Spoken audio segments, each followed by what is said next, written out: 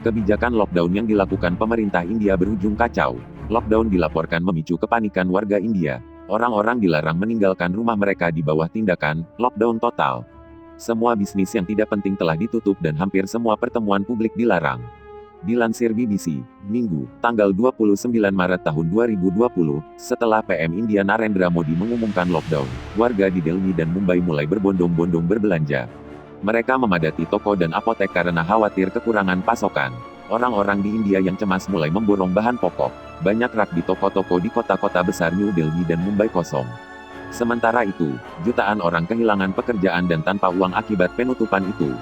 Hal itu memicu eksodus dari kota besar seperti Delhi, di mana ribuan pekerja migran berangkat dalam perjalanan panjang kembali ke desa asal mereka setelah transportasi dihentikan.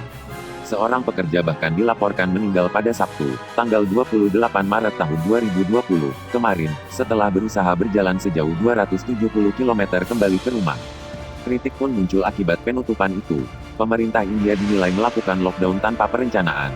Tolong dipotong.